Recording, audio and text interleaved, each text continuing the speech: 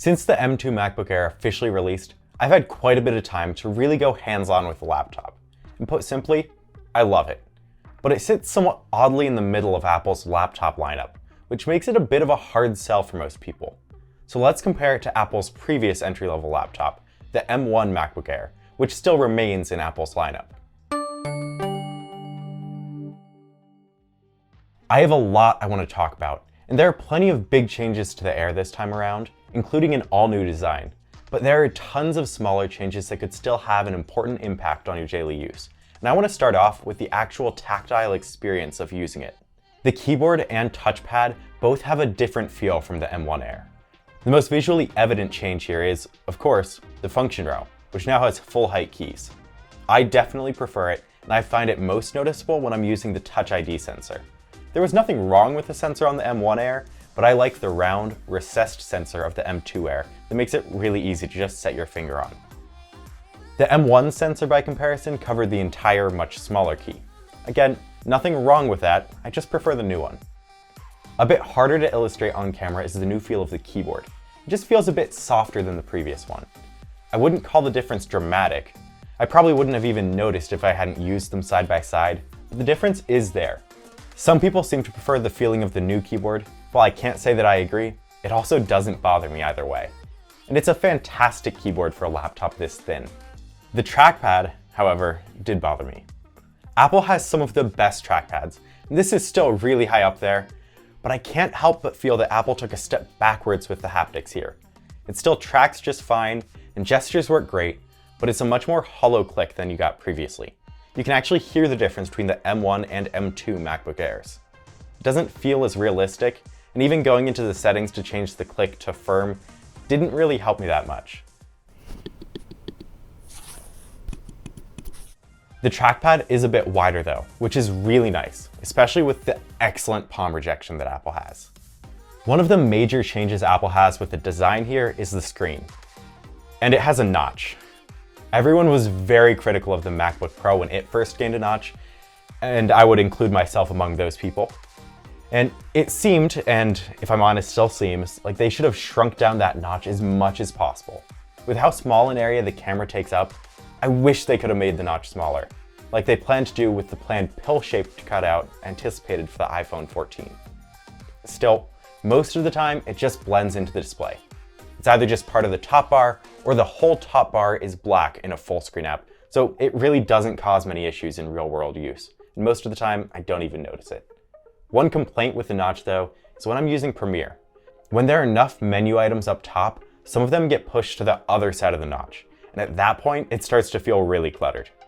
Overall though, this change is a good thing, because while the laptop itself isn't bigger, moving the top bar up around the camera like that and shrinking the bezels gives you more screen real estate to actually work with, and it feels bigger when you're actually using it than I thought it would. It's the same horizontal resolution of 2560 pixels as the M1 Air, but it has an extra 64 vertical pixels to knock down that top bezel. It still has the wide P3 color gamut support, and now has an extra 100 nits of brightness, which is really noticeable. It's not something you'll be using at max brightness all the time, but when you're in a bright environment, it'll be really helpful. The M2 Air still leaves the high refresh rate support and mini LED display tech to the higher end MacBooks though. And that notch houses an improved camera. Apple switched from a 720p FaceTime camera to a 1080p FaceTime camera. It's a step up, but Apple clearly knows that for those that want a really good webcam, the built-in webcam just won't do, or they wouldn't have introduced continuity camera with macOS Ventura. Either way, let's do a quick side-by-side so you can see and hear for yourself. So this is the M1 MacBook Air's camera and audio, while this is the M2 MacBook Air's camera and audio. This is, admittedly, under pretty good conditions with some large, soft light directly in front of my face. But let me know what you think of the improvements to the M2 in the comment section down below. While you're at it, if you're enjoying the video so far, consider clicking that like button. Now, from the recording of audio to the playback. MacBooks have had pretty good built-in speakers, with speaker grills on either side of the keyboard. With the M2 MacBook Air, Apple has done away with those grills. They opted for a 4-speaker array above the keyboard, right by the screen, instead of the previous 2 stereo speakers. While they don't have the same bass or quality as even my 2018 15-inch MacBook Pro, that laptop has the advantage of size that the Airs don't, They're pretty good for laptop speakers, all things considered. While listening to a recording of the speakers won't really represent the laptops to their full potential, hopefully it provides a relative comparison.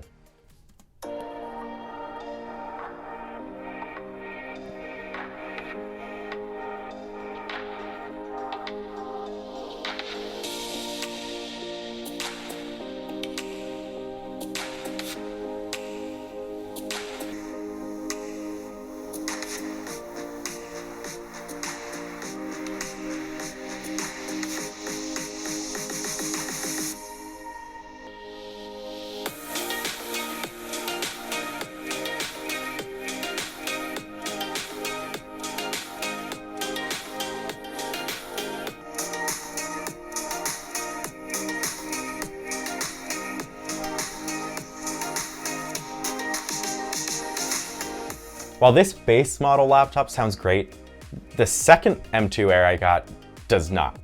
It didn't take long for me to hear an odd rattle or buzz sound whenever audio is playing, specifically from the left side. It's pretty distinct and distracting whether I'm listening to music, podcasts, or even just sending a text message.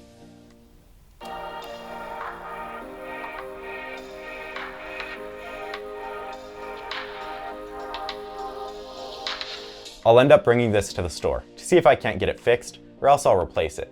But I can't judge too much based on the small sample size of 2, and on my base model laptop, they really are good speakers for a laptop of this size. But if you're an audiophile, another change with the M2 Air could help you out, and that's the improved headphone jack. Much like the Mac Studio and MacBook Pros, the M2 MacBook Air's headphone jack has improved support for high impedance headphones without the need for an external DAC.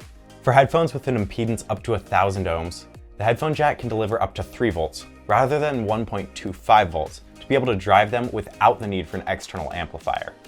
Most people won't make use of this, but it'll be nice for those who do. In terms of other ports, of course it's gained the extra MagSafe connector in addition to the 2 Thunderbolt ports and a headphone jack. I feel like Apple should have moved one of the Thunderbolt ports to the right-hand side. Now, I felt the same way with the M1 Air, that it would have been better if it had one Thunderbolt port on each side, but with the MagSafe charger thrown in there also, I feel even more strongly this way. I am glad that we got the MagSafe connector though, if for no other reason than it frees up one of your Thunderbolt ports whenever you're charging. Additionally, I love having more ports. I would have loved an SD card slot or an HDMI port, but that's too much to ask from Apple for what is their entry-level laptop. One thing that I don't think is too much to ask for though is support for more than one external display. That's a really limiting factor. Up until this point, I had always used 2 external displays with my laptop while at my desk. It was just incredibly convenient. But regardless of whether I use an M1 or M2 MacBook, I'm limited to just one external display. And if I want more, I would have to upgrade to the 14-inch MacBook Pro. I can live with the limitation for a mobile-first computer, but it's definitely not ideal. There are also a few workarounds to get the base-level Apple Silicon machines working with external monitors, so let me know if that's something you'd be interested in a video about. The M2 pulled some design cues from the higher-end MacBook Pros. In addition to the notch I mentioned previously, the M2 Air has more of a squared-off design in place of the curved wedge shape of the M1 Air. I like the design overall. It's a bit thinner at its thickest location than the M1 MacBook Air, but there is one minor annoyance that has annoyed me from day one. It's hard to pick up, one-handed, off a flat surface. I know that seems like an incredibly minor complaint, but that's something I'd gotten accustomed to with the M1 Air. Both the laptops are incredibly light and easy to carry around one-handed, and the wedge shape of the M1 Air made it really easy to lift up the front of the laptop and grab it with one hand. By comparison, the front of the M2 Air is flat, so I can't really get my hand underneath it to grab a hold of it, and if I try to, it just slides back because the feet of the laptop don't have a ton of grip. Again, I know how minor and nitpicky of a complaint that seems, but if I'm holding a camera or something in my other hand, it can be a real annoyance. Now, a more positive note, the color options, which are pretty good. I have the Space Gray and Starlight M2 MacBook Airs here, but there's also the Midnight and Silver options. While almost everyone wanted the Midnight M2 Air leading up to launch, myself included, in the time since, Midnight has shown to be a real fingerprint magnet and prone to scratches that can show off the silver color underneath, so that's something to be aware of as you choose your colors. The M1 MacBook Air, by comparison, comes in silver space gray, or gold. I've talked a lot about the outside of the laptop and general user experience, but there are two rather large elephants in the room this time around on the inside: a slower SSD and overheating. Let's start off with the slower SSD. As Apple moved from the M1 chip to the M2, it switched the NAND flash that it uses for its SSD from 128GB chips to 256GB chips. While that sounds like an upgrade, it means the base level M2 MacBook Air and base level M2 MacBook Pro have slower SSDs than their M1 counterparts. That's because in the base 256GB model, there's only one NAND chip, so the load isn't able to be spread across multiple chips, leading to a dramatic decrease in your SSD's read and write speed. Thankfully, stepping it up to the 512GB version does away with that issue, but why does it actually matter when, according to benchmarks at least, the speed is still very good? Well, the base model of the MacBook Air and Pro have just 8GB of RAM. That's not a lot by modern standards, and it means that once that RAM is filled up, it will begin using your SSD to swap out the information that should be going to the RAM. That's one location where you could see some slowdown as a result of the slower SSD and small amount of RAM. Going from the M1 Air to the M2 Air, you're paying $200 more for a laptop that, depending on your use case, will perform worse. And it's not just the SSD slowing down the M2 Air. The cooling system for the more powerful chip is also worse. That's elephant in the room number 2. While neither the M1 Air or the M2 Air have fans for an active cooling system, the M1 Air had a much thicker metal heat spreader, while the M2 Air has a very thin heat spreader. So yes, the M2 Air will run its chip hot, it'll get hot quickly, and it will then thermal throttle. In CPU benchmarks, the M2 Air performed moderately better than the M1 Air, but nothing substantial. It can still handle bursts of photo editing, video editing, and the like, but yes, when put under a high, sustained load, it will overheat. Now, this can be improved by modifying the M2 Air in a similar fashion to the M1 Air by putting thermal pads inside to better transfer the heat, but it's important to put all this in the context of what the MacBook Air is meant to be. It's not meant to be a workstation computer. While this switch to Apple Silicon has brought a lot more power and efficiency to the machines, they're still thin and lights, and it's probably worth stepping it up to the larger 14 or 16-inch MacBook Pros if you're worried about a heavy workload. While the M2 Air is at a confusing spot in the lineup this time price-wise, it's not the Pro laptop. If you're considering upping the RAM and storage, you're dangerously close to the price of a discounted 14-inch M1 Pro MacBook Pro, which is more powerful, larger, and has more I/O. While it's not as small, thin, or light as the M2 Air, if performance is what you care about most, that's definitely the way to go. The M2 does have a good leg up on the base M1 in one way though. That's hardware video encoding and decoding. While the M1 chip had hardware accelerated encoding and decoding for H.264 and H.265, the M2's improved media engine gains hardware acceleration for ProRes and ProRes RAW video as well. This came to the upgraded 14 and 16-inch MacBook Pros, but was a bit of a surprise to arrive on the base level M2 chip. This could be a big help for video editors who just want a small machine for on the go, or individuals who just want to do a bit of video work on their general laptop. Let's take a look at how the two compare head-to-head, encoding ProRes RAW footage with some color adjustments into ProRes 422 through Premiere. Of course, having that ProRes hardware encoder really helps the M2 devices here, but if you aren't shooting ProRes, you won't really see a major difference in performance. The M2 Air can also be configured with more RAM than the M1 Air can, at up to 24GB rather than the 16GB maximum of the M1 Air. By that point though, you're spending an extra $400 for the RAM upgrade alone, so I definitely think the 14-inch Pro would make more sense for most people considering that. So I guess the question remains, does the M2 MacBook Air make sense? And I would say yes, with a few solid caveats. If you have the M1 MacBook Air, you have almost no reason to upgrade unless you really want the new design. The MagSafe is nice, but the performance isn't going to blow you away.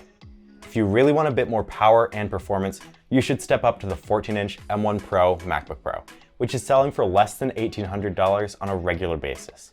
That will be more powerful at its base configuration with more expandability. It starts with a 512GB SSD and 16GB of RAM alongside that faster M1 Pro chip. I think the M2 Air makes the most sense if you're on an older Intel device and you want to move to Apple Silicon. But even then, the M1 Air still puts up a great fight and starts at $200 less. You can save even more by going with a used M1 MacBook Air for somewhere around $800, a full $400 less than the starting price of the M2 MacBook Air. At $800, the M1 Air is an insanely good deal. If all you do is web browsing, document editing, video playback, and even light photo editing, the base model of the M1 Air should be more than enough for you. So is the new design and MagSafe worth that $200 more price jump with M2? That's up for you to decide. There's no one definitive answer for what device to go with, so let me know your thoughts in the comment section down below. As for me, I think I'm going with this, an M2 MacBook Air with 16 gigabytes of RAM and a 512 gigabyte SSD. Well, not this exact one. I need to get that audio issue figured out first, but this configuration.